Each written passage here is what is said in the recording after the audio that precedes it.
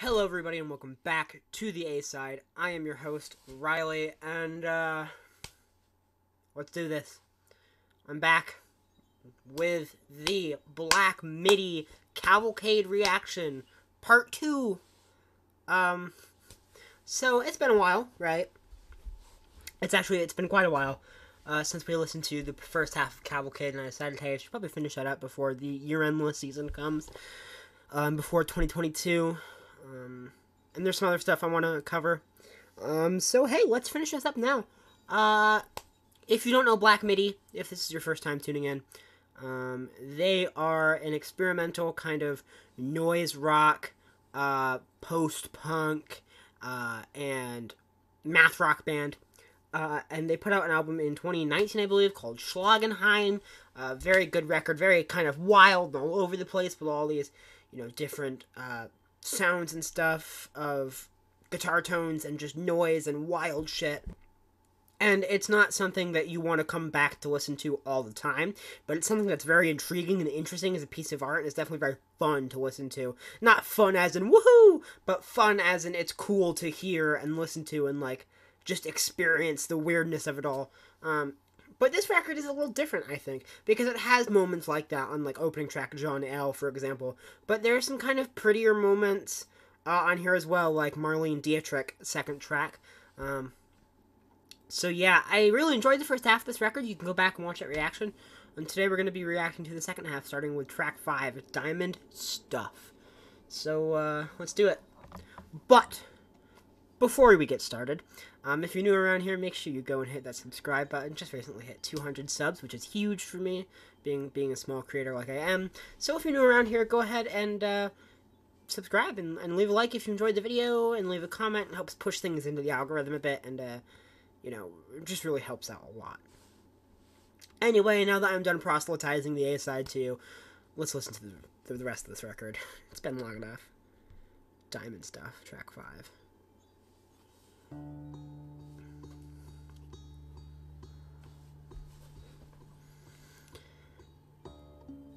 Already it's got this creepy, horror-esque vibe with, the droning kind of bassy pianos, and then the, singular, finger-plucked chord.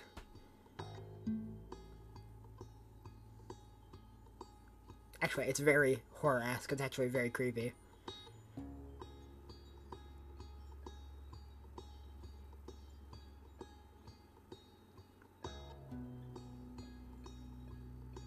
Ooh.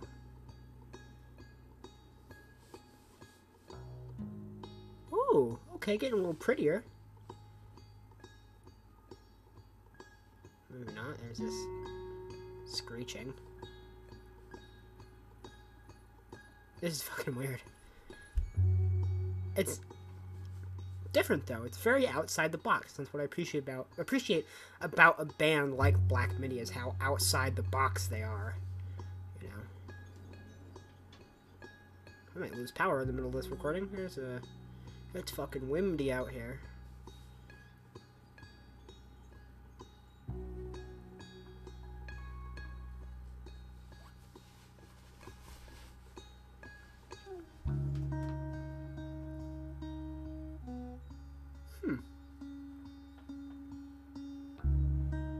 It's really cool how it just kind of keeps throwing things in there, but it's very subtle about it. It's not in your face, oh, here's a flute and here's this new instrument. It's just very kind of subtly working its way into the mix. I think that's cool.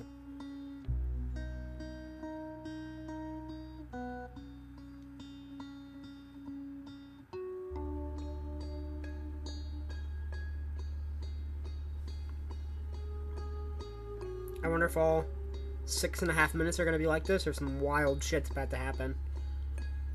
I'm going to bet on the latter, but I don't know. Here's my boy. Here's the lead singer. More of a spoken word kind of vibe. That's really cool.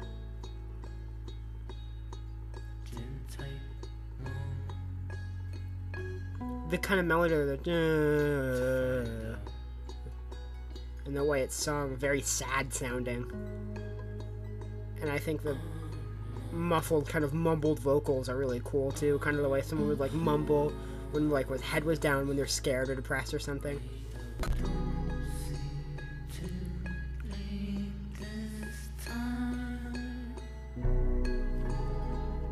This song is creepy.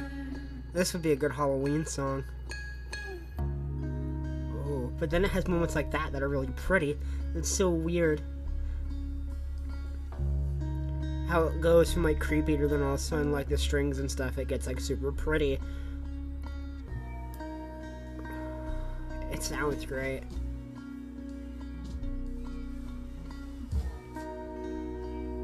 Almost otherworldly even.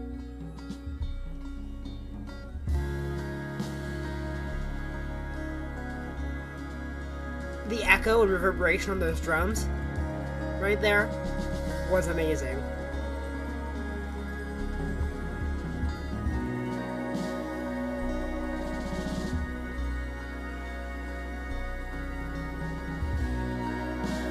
This is gorgeous.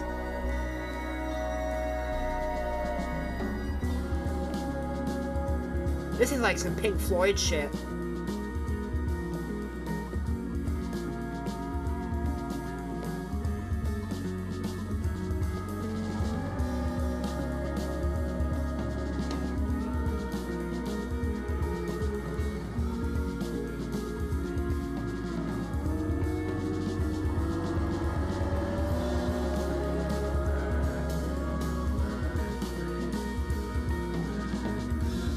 Yeah.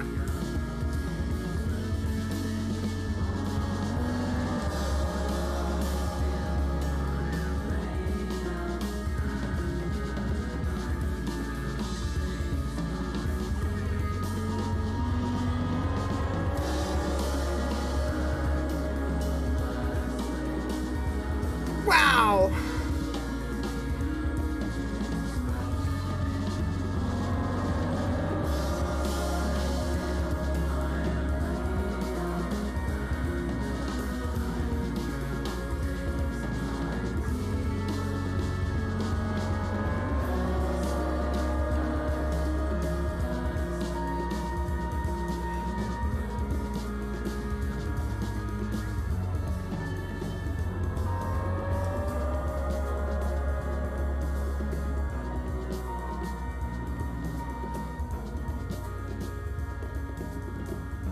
That was Diamond Stuff.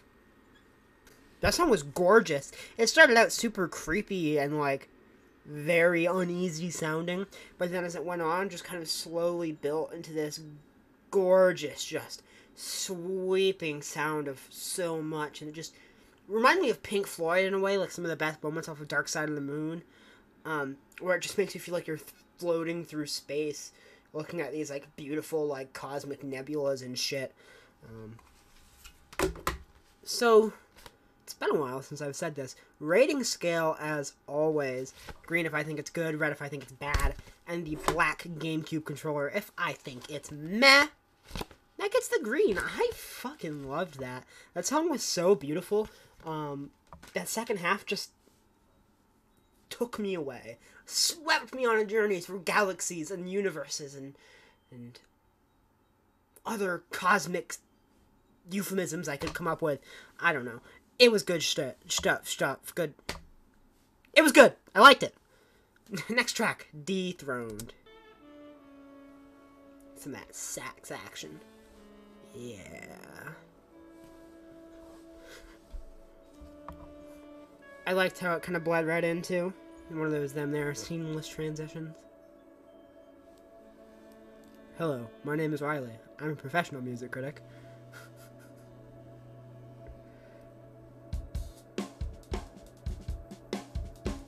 Remind me a lot of Radiohead, these last two tracks as well. Bit of Radiohead, bit of Floyd, and then of course all the batshit stuff that Black Midi would usually do. That bass line.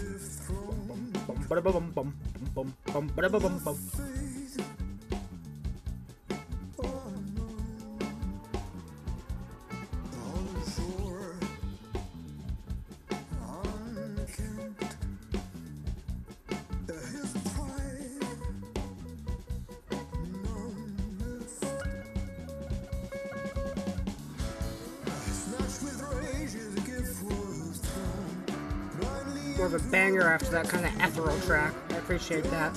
Switches up kind of the vibes. It makes sure you never get bored. Doesn't keep you in one vibe. I'm a vibe man. Shit's important sometimes. But man cannot live off a vibe alone. So important you keep shit well-rounded. Which Black Midi very much is. Very, very talented group of people.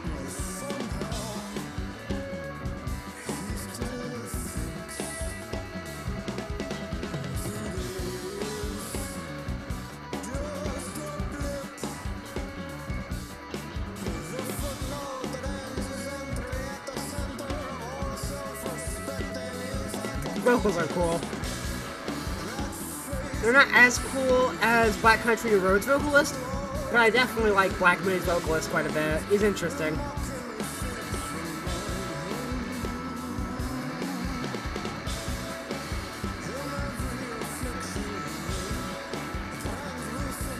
The way he's like rolling his like consonants and stuff. It's cool. Ooh. The drumming on this track has been amazing. And so does the guitar. That's a really cool guitar line too. It's really just all coming together for me. Oh yeah. It's all coming together. Ooh. The way it got like dirty and noisy at the end. Like that. Yeah. But this is so fucking theatrical. I really like it.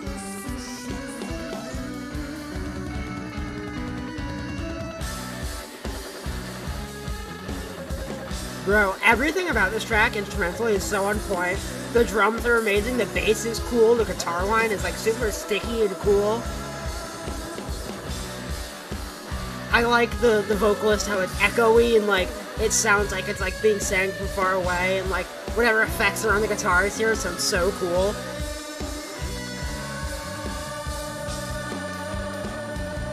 The bass and drums though, the rhythm section on this song is really carrying it.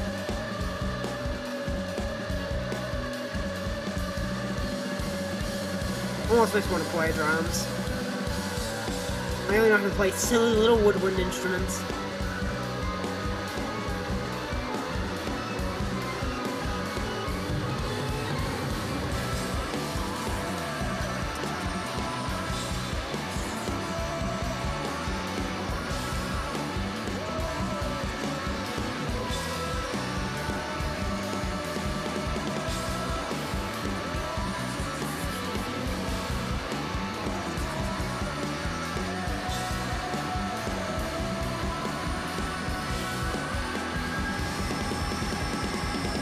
Oh, the drumming is sick! I really like cued into the drums. I'm really listening to them on this track. I think they're so cool.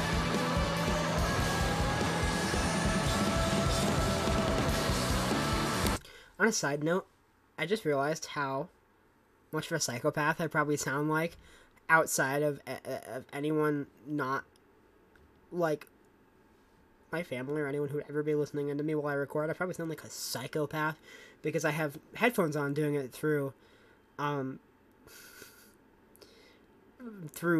OBS, so I'm just sitting here talking to myself pretty much. Oh, the drumming is so amazing, it's so good, and my family's gonna be like calling a fucking Catholic priest, like, yeah, our son's fucking been possessed by a demon, will you come exorcise him? Because I'm sitting here talking to myself about music that's not playing.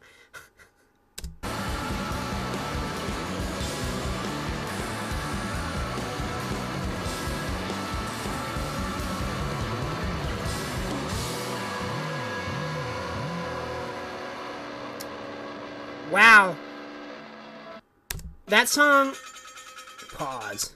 That song had a lot of cool stuff going on, from the guitar to the vocals and the way it was all produced and the effects it had on it. But I think the rhythm section really carried that song quite a bit, to be honest.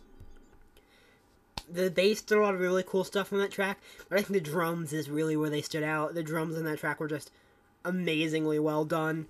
hit super hard. Very pog. That gets the green. Man, I'm loving the second half of this album so far. Maybe even more than the first half. And I enjoyed the first half, but I'm really feeling this one a lot more, the second half. I did recently re-listen to the first half, so maybe that's why.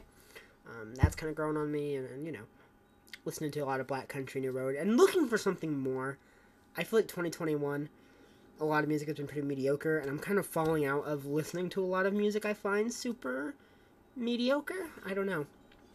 If you saw my recent Juice WRLD review, you know that I just haven't been feeling a lot of mainstream hip-hop or a lot of stuff like that. It's just so, you know, I can't listen to hi-hats and 808s for 50 minutes straight with nothing else going on. And it's starting to bore me that shit starts to sound the same after a while. So I like a band like Black Midi that's going to come and shake things up at such an enormous level to keep things very interesting. And do something so outside of the box. I really appreciate that. Big fan. Danny DeVito. I love your work. Anyway, track 7, Hogwash and Balderdash, which might just be the most British thing I've ever heard. Yeah. Let's just listen to it. It's the shortest track on the record, clocking it at 2.5 minutes.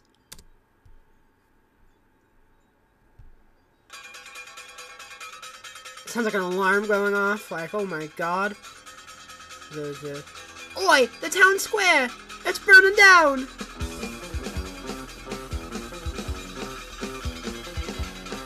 Okay, the drumming here has got a very punk vibe. What the fuck?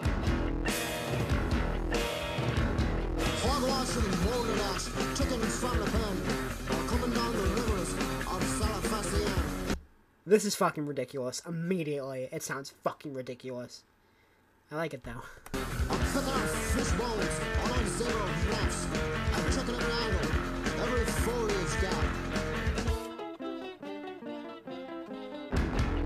This is what it sounds like to go insane.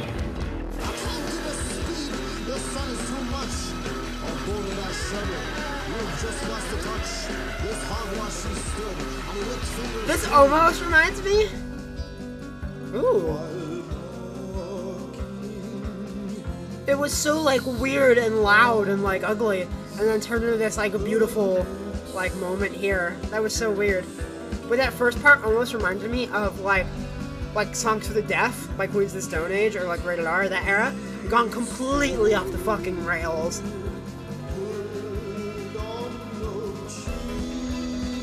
And it's amazing just how much they can pack into a 2.5-minute song.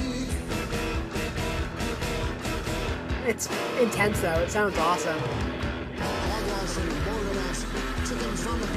The bass is cool once again. I can't tell, is that the bass or the guitar? I think that's the bass.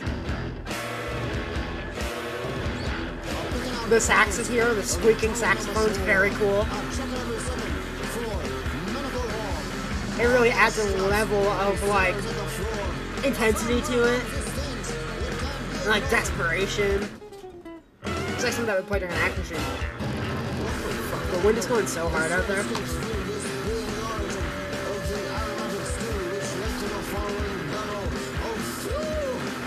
Woo!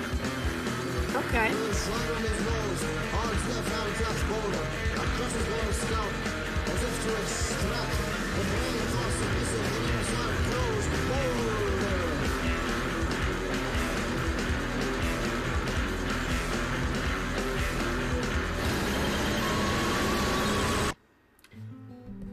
That was fucking wild. Hogwash and Balderdash. That was just off the rails, batshit crazy. And I loved it. They fit so much, so many different sounds and instruments and styles in 2.5 minutes. It felt like a trip, honestly. I don't even know. That's the green though. That was really cool. It's just so much at once to digest. I think it's really cool. It's like sensory overload, but in a good way, if that makes sense. I don't know. Because there can be a bad sensory overload, too. Anyway, last track of the record, coming at almost 10 minutes long, is Ascending Forth. So let's listen to it together. Already, it sounds super pretty. The guitars here have the super kind of melancholy, dark vibe to it. Almost reminds me of, almost reminds me of, like, Brand New a little bit.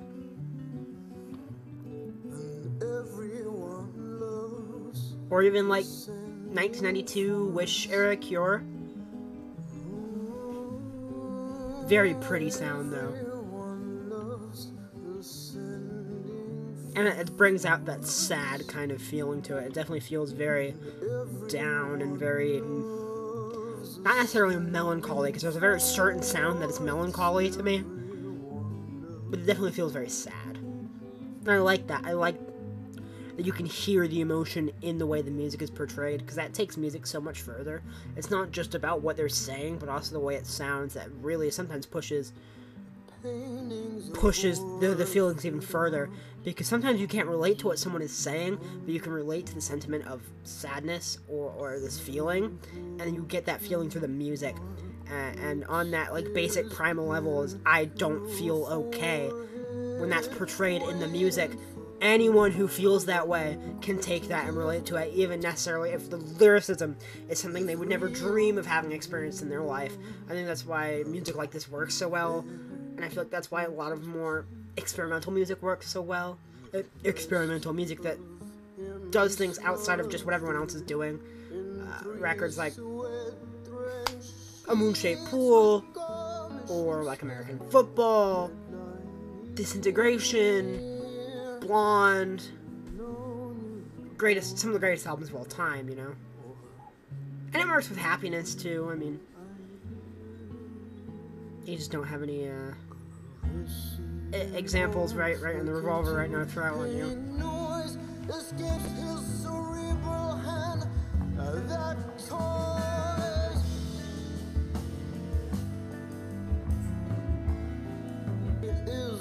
The organs are cool here. I like the organs. This is a cool song. It's not doing as much as the other songs, but it's a little more chill. I figured it's gonna do a lot in a almost 10-minute runtime.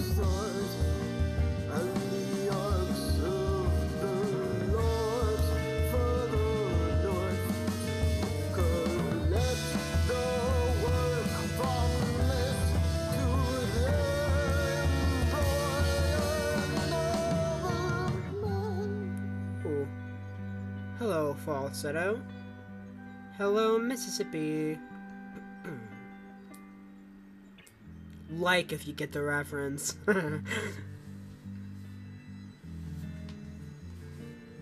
Hello, Toltecs.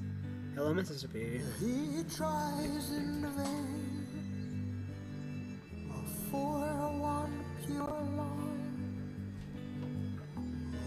What a weird album cover. The album cover really reflects what the music sounds like in places, especially Hogwash and Balderdash. Hogwash.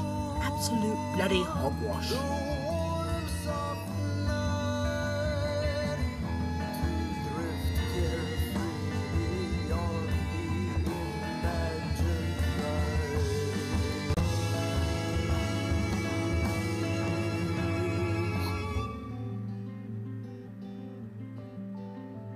Ooh, that was pretty.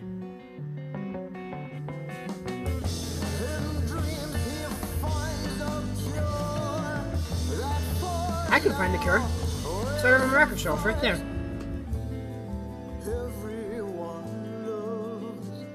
What is that weird elevator music that just came in? The boo boo boo boo boo. Sounded like elevator music. It was really cool. I liked it.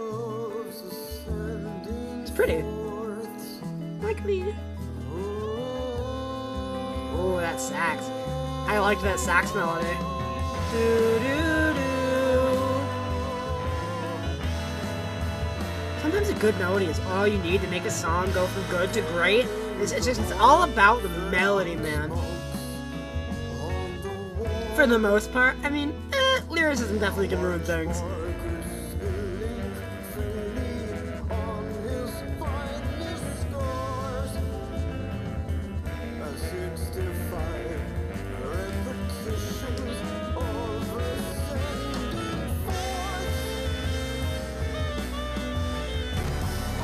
This one,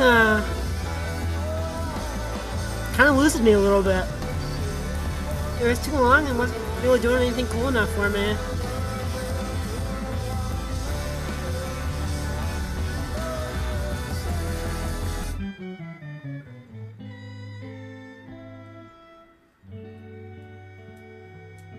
Yeah, I don't know how I feel about this one.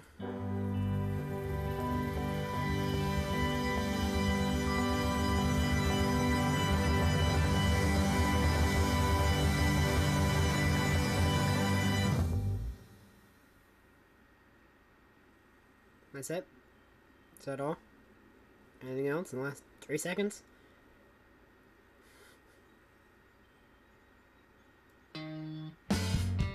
This is music.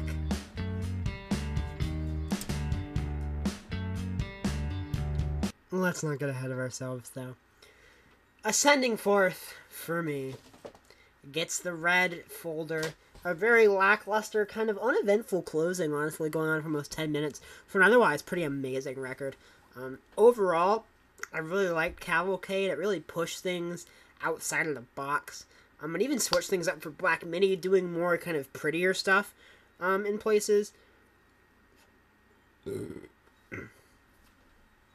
Along with its, batshit insane stuff that you would get from math rock and noise rock, and the just nature of this experimental genre itself is always going to throw weird shit like this at you. But I appreciate that, especially in a world of nothing but 808s and hi-hats and trap beats. And I like a lot of trap music, but it gets a little bit redundant after a while. And this shit's a lot cooler, I think. I think you can find a lot cooler stuff in the rock world if you look hard enough. I'm feeling like an A- on Cavalcade. I really enjoyed it. I'm sorry it took me so long to talk about it, but hey, here we are. You'll be seeing this probably tomorrow, because I just uploaded a video that nobody's watching. So you'll see this record tomorrow. I'm going to edit it probably tonight. Thank you for watching, though. Had a lot of fun doing this. I've got maybe one more reaction I'm going to do before year-end lists. So stay tuned for that, and subscribe if you want to see my year-end list, top 20 of 2021 coming. And Cavalcade might make an appearance on it. As it's looking right now, it probably will. Little spoiler alert. Yeah, so get ready for that. I'm probably going to do a worst list this year, too. Thank you for watching, though, truly. And I'll see you all next time.